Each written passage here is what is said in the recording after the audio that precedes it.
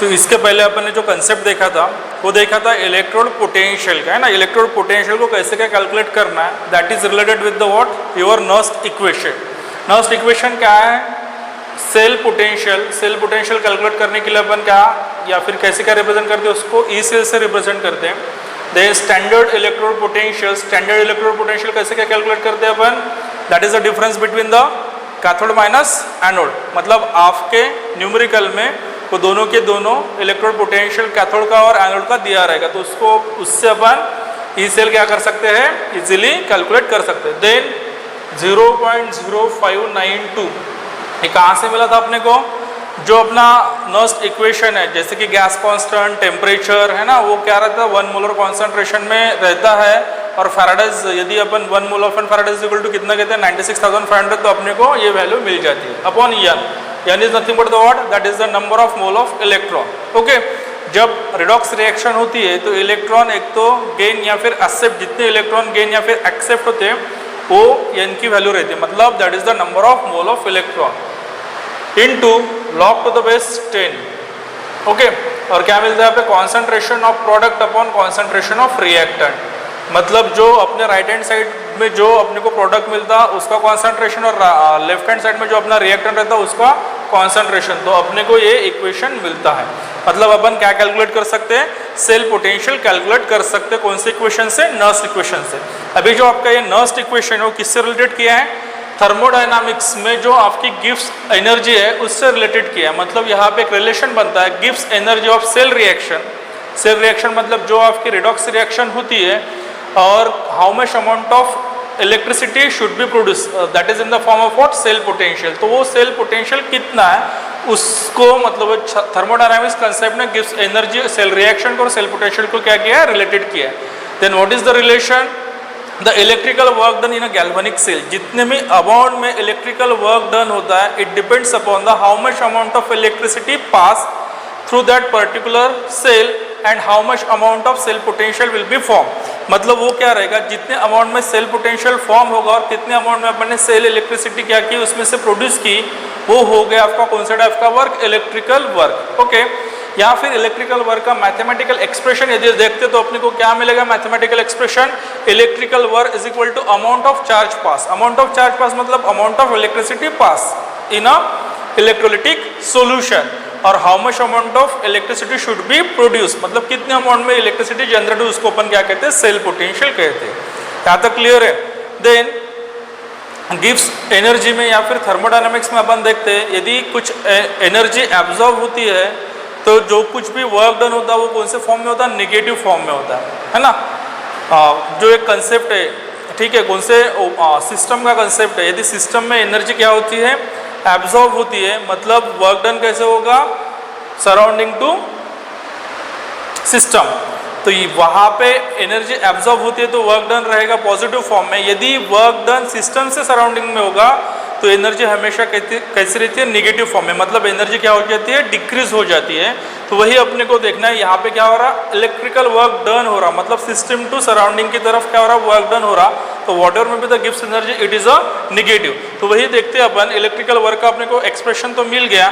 Then how much amount of charge pass, that how much amount of charge pass मतलब number of mole of electron, that should be represented by N, और how much amount of electricity produce, that electricity produce represented by faradays in coulomb.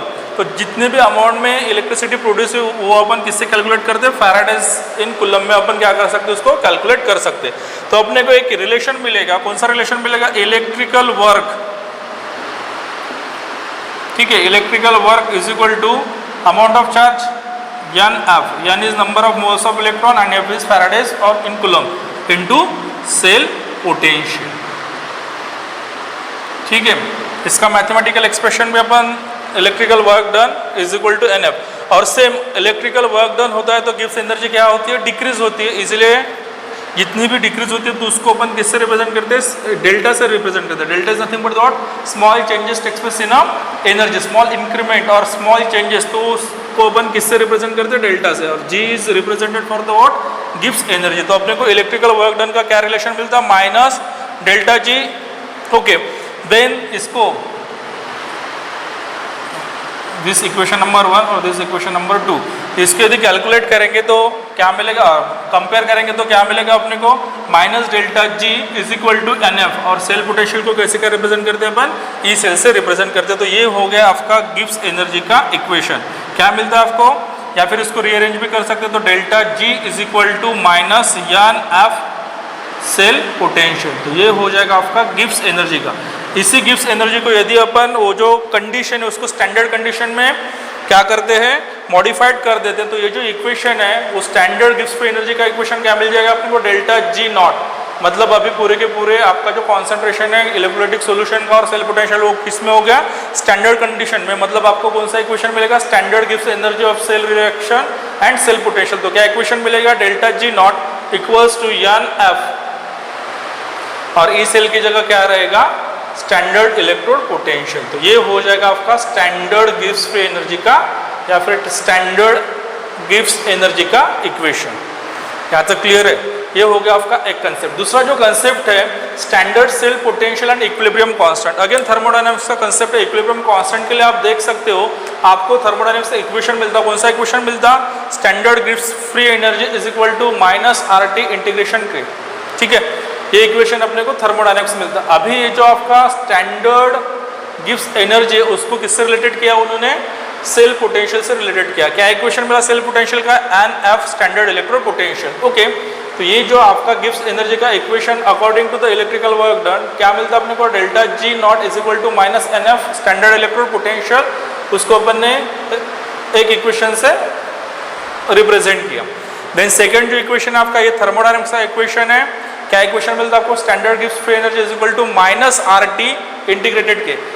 इसके पहले भी मैंने आपको Nernst equation में genetic integration K की value बताई थी। क्या मिली थी इंटीग्रेशन के की value, 2.303 log to the base 10। ये इंटीग्रेशन के की वैल्यू रहती है। ठीक है, इसको अपन इक्वेशन में पुट करके सबसे पहले तो कंपैरिजन कर लेते हैं। ठीक है, कंपैरिजन करने से अपने को क्या मिल जाएगा, फर्स्ट और सेकंड इक्वेशन को कंपैरिजन कर दे तो अपने को एक इक्वेशन मिलेगा। क्या मिलेगा, माइनस एन एफ ई, ये इज नथिंग बट कौन सा सेल आपका standard electrode potential is equal to, ये क्या मिल जाएगा, माइनस आर टी इंटीग्रेशन के। यहाँ तक क्लियर है, इसकी वैल्यू पता ही है अपने को, तो सिंपल वैल्यू अपन डाल देंगे। N F standard electrode potential cell equals to, ठीक है, ये यहाँ पे क्या हो जाएगा 2.303 लॉग टू द बेस 10 के। ठीक है, अभी स्टैंडर्ड इलेक्ट्रोड पोटेंशियल कैलकुलेट करने के लिए ई नॉट सेल मतलब कौन सा, standard electrode potential is equal to 2.303 minus minus cancel हो जाएगा। यहाँ पे क्या रहेगा आपका n F log to the base 10 K. और इसका इक्वेशन पूरी टर्म अपन रखते हैं तो अपने को एक इक्वेशन मिलता है। कौन सा इक्वेशन मिलता है, standard electrode potential equals to 0.0592। इसीलिए इसके पहले मैंने आपको नर्स्ट इक्वेशन बताया था, यानी is nothing but the number of moles of electron log to the base 10, that is the equilibrium constant. तो इजीली अपन इक्विलिब्रियम कांस्टेंट क्या कर सकते हैं, कैलकुलेट कर सकते हैं। तो कौन से पैरामीटर पता होना चाहिए अपने को, स्टैंडर्ड इलेक्ट्रोड पोटेंशियल पता होना चाहिए और number of moles of electron पता होना चाहिए। तो अपन इजीली क्या कैलकुलेट कर सकते हैं, इक्विलिब्रियम कांस्टेंट कैलकुलेट कर सकते हैं। ठीक है, यहाँ पे आपका जो थर्मोडायनामिक्स का थोड़ा कंसेप्ट दिया था किसके बारे में, electrolytic that is the galvanic cell के बारे में दिया था। तो यहाँ पे आपका वो जो कंसेप्ट है वो कंप्लीट हो जाता है। ओके।